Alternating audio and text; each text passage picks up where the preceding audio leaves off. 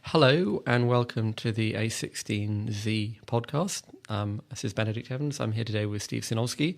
We're going to spend a little bit more time thinking about what Apple announced yesterday at WWDC in the context of some of the challenges that our portfolio companies face around development and particularly cross-platform development. So Steve, I was at WWDC yesterday. I kind of experienced the moment where Apple started talking about a new programming language and half the room went completely quiet and the other half went, wow, that's really cool. And I was in the half that was going completely quiet, having no idea what these people are talking about. But coming away from it, one of the things that you and I were talking about is that Apple's doing quite a lot of stuff in one way and Google is doing quite a lot of stuff in another that doesn't really have an analog on the other platform. So if you were to look at, Windows and Mac, you have a file picker, you have Windows, you have scroll, you have a bunch of tools that basically have direct analogs on the other platform.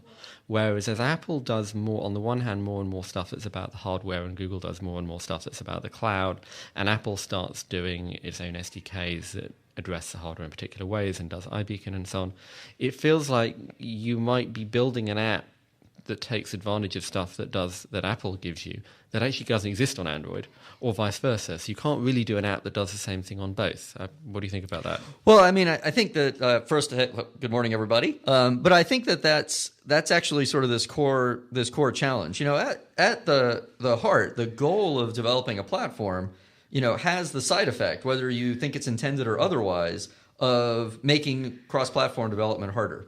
I mean, the developers don't come into work every day thinking, how can we advantage our platform or not? They actually come to work to develop new scenarios, new capabilities. And what's fascinating, if you just look at the iOS and Android, which is only two of the many platforms, including web or Windows Phone or Chrome, that people are targeting, they just have very different perspectives on the architecture, on where to solve things. You have Google very, very focused on cloud services, and Apple, because of the nature of hardware, they focus on that seam between hardware and software. And so that's just going to lead to a whole bunch of different features. And so then you sit down to write an app and you're sort of like right away asking yourself these questions about what to use where. Now, historically, it's really super interesting because cross-platform sort of follows a very tried and true, well-understood pattern, which is early in the evolution of sort of what I would call like a meta platform, like the new thing. The new thing, whether it's the mainframe or the wearable or the mobile phone or the PC, they're all the platforms that are competing to win tend to look kind of the same. So early in the PC era, most of the PC-ish platforms, I don't mean PC like DOS, I mean PC like thing with a microprocessor. Yeah, they all had a box and a keyboard and a command line. And a command line, and the APIs were about drawing on a screen and black and white and reading and writing to a disk. And so they all have those, and all the vendors are trying to make those things. And then one day they all sort of make them. And then they start going, well, we have to do stuff that we want to do. And then they look to differentiate their products, and then they look to what's their view of the future? And then pretty quickly, they all just start diverging. And so then everybody was really comfortable. Like if you wanted to write a thing that worked across all the early PCs, abstracting out like basic graphics, there were only like 8 APIs to begin with. And then file systems, there were another 8. And so it was pretty easy to come up with your own sort of abstraction. And then all of a sudden, like the graphic system turns into like a bitmap raster graphic system. And then this whole platform thing starts all over again. Everybody's like, okay, if we just use set pixel, then we can be cross-platform across all the raster systems. And then all of a sudden, everybody starts doing their own visuals, their own controls, their own metaphors for windowing. And then that kind of breaks down. And then like really big abstract concepts happen, like networking or cross-application sharing. And that all of a sudden it breaks down. And we saw the same thing with the web. Like the web had hopes of being cross-platform for everybody. And you looked at HTML and you said, oh, cool. I have to just write a rendering engine for these 40 HTML tags. And that worked. And then all of a sudden people started adding other tags and it got harder and harder and harder. And then there were compatibility tests. And then the committee got together and said, we're going to do HTML5. But then right when that happened, the vendors started sort of saying, we have other ideas. Like Google had a very different idea because they were trying to build your entire computing experience into the browser, not just the browser part of it. And so this pattern just keeps happening. And I mean, I think you can see that inflection point very clearly now with smartphones, because it feels like what happened is the original vision of 7 years ago has got built out, and all the stuff that kind of should have been in that vision, like notifications and multitasking and so on, has got done, and it's all there, and it's all been kind of iterated through 3 or 4 versions, and now you're kind of getting to the point where you think, yes, okay, so we've got that platform and we've done like the stuff that should have been there, but what do we actually think about what this should look like in another 5 years' time? I think the thing that was very striking about WWDC is there's this whole meme that Apple doesn't get the cloud, and all the stuff that they were doing was about the cloud. All the new features were about the cloud, but it was the cloud as a sort of invisible bit of plumbing that drives a rich native app.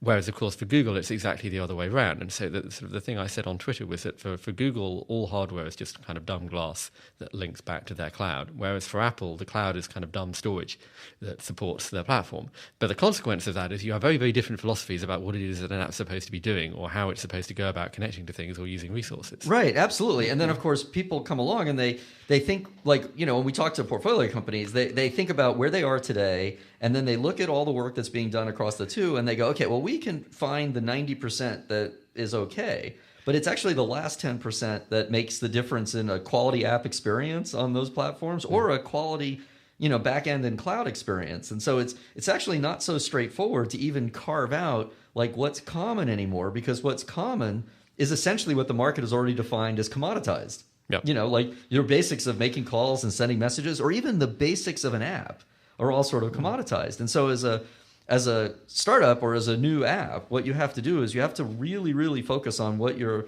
differentiation is going to be. I mean, like I take something like really as it could be either as thin or less relevant as you want it to be, or it could be a huge thing like HomeKit. So, first, there's nothing like it on the Android platform. So right away, if you make a device like light switches or whatever, and you're looking, you probably already think, I'm going to build an app and it's going to have a big, on-off toggle, and I'm going to have rooms and a layout of my house and all this other stuff. And then, that looks great on Android and it looks great on iOS right this minute. But then on iOS, you can say to Siri, hey, I'm going to bed. Right.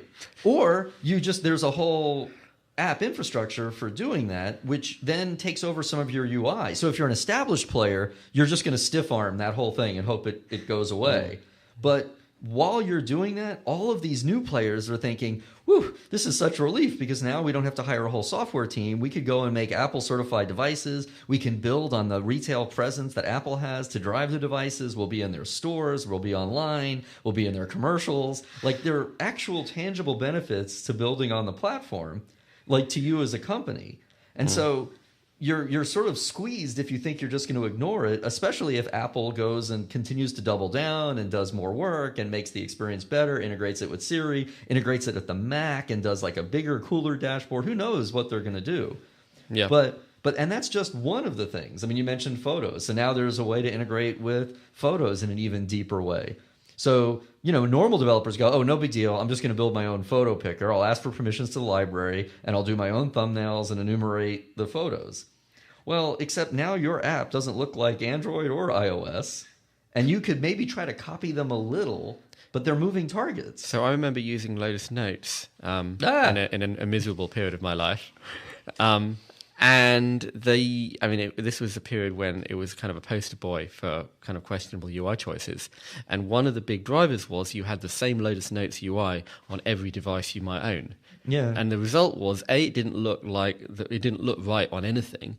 But B, just because the developer knows that it looks the same on every device, the users don't know it looks the same on every device. Yeah. Well, that's the whole thing. I mean, cross-platform has always been this like dream of programmers, an empty promise from our industry, and a nightmare for customers. Because even today, like little things that you notice, like, the fact that on iOS, the really marquee social apps are all just better than they are on Android. Things like copy-paste of images and sharing and integration with contacts all are much smoother and more seamless, even though Android is more extensible and open by some accounts. And it's because that's where the focus has been on building a really great job. And, if you look back historically, like Lotus Notes was just one example. Actually, my very first coding work at Microsoft back in the 80s basically was building cross-platform. And people have actually recently told me that some of that code still lives in the iPad OS iOS apps from Microsoft, because it's this Mac. And why did we do that library? Well, because at the time, going back to your original thesis, what differentiated Windows from the Mac was kind of not very much. Like Windows were sort of the same, and what was weird is the feedback from Mac customers back during like that sort of mid '90s era was that the Microsoft Mac apps were starting to diverge too much from the Mac platform. In fact, even very, very early on, the Microsoft Mac programs all had keyboard shortcuts back when Mac software was not supposed to have keyboard shortcuts. That was a very big, quasi-religious debate about right-click and keyboard shortcuts. But Microsoft not only thought they were just a better idea, we wanted to have them across all of the platforms consistently because that was the value proposition, much like your Lotus Notes one. But then one day you realize that cross-platform is a developer thing because no one person is cross-platform. Yeah.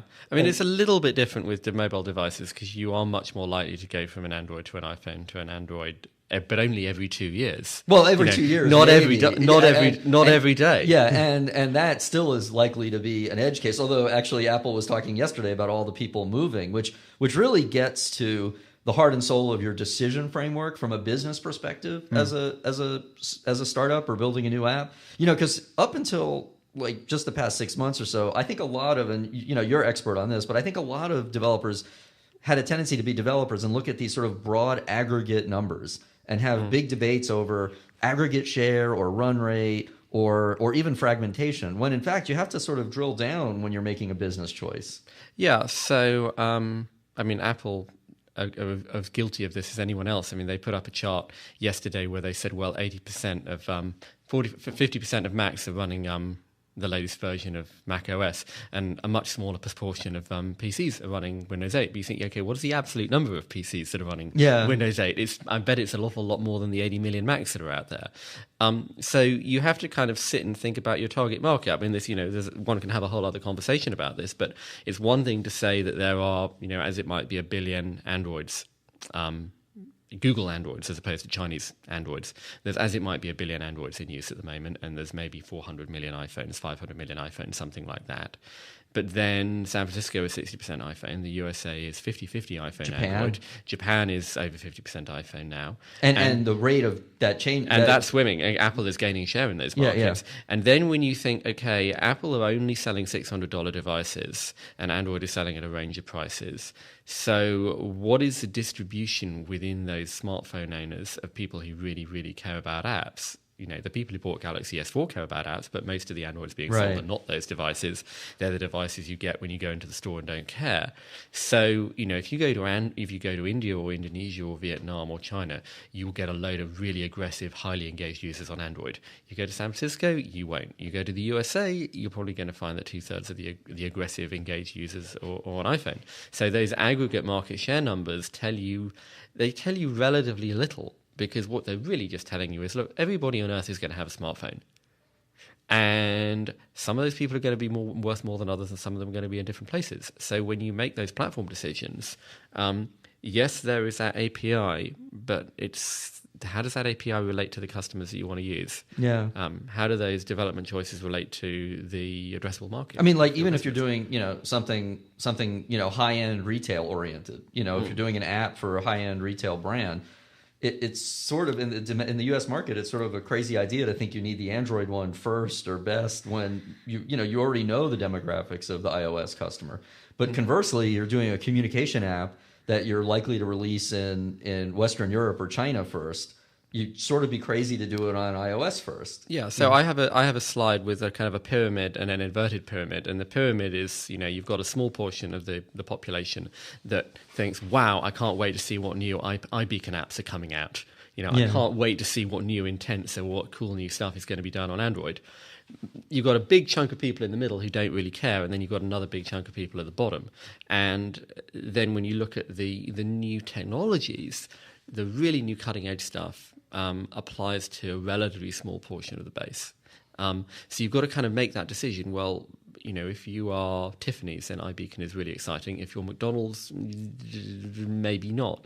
And that applies to across all of this stuff. So, the cutting edge, in a sense, if you're going for the lowest common denominator of customers, the lowest common denominator of development tools and of APIs and of technologies is probably going to be the best as well. If you're going for those specific segments, then focusing in on one platform or one platform's tools is going to work better. Yeah, I definitely think that, just sort of to wrap up, that certainly if I were thinking about this now, I'd be very focused on figuring out who our customers are as the driver for this, as opposed to sort of aggregate market data or geographic data that could really confuse you into things. But I would also say, we're only at the very beginning. This really is almost at a tipping point of these platforms. And so it's very likely that things are going to get more difficult and diverge even more.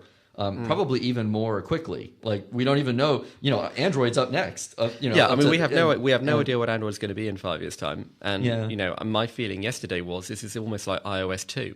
There's just such a big change in philosophy. And and this is one where I kind of want to just this is not a new pattern. Developers love patterns, and this is not a new pattern. We have seen this movie before. So just encourage everybody to really think hard about this least common denominator or trying to thread the needle, because historically it's put you at a disadvantage over time to your domain-specific competitors. Yep. And so if you've got the opportunity to either focus on one platform or treat it almost like you're building two products and really, really focus your energy on being great on both. And I think that's just going to be the sustainable competitive advantage for any company building mobile apps right now. Yep. So, Steve, thank you very much. That was really interesting. We're going to carry on trying to work out what we think about this. Sure. So, and also follow this one on Twitter, because I bet there are some strong opinions. And we'll also post a link to a pretty long blog post I had a while back on cross-platform development. Yep. Thanks a lot. Great.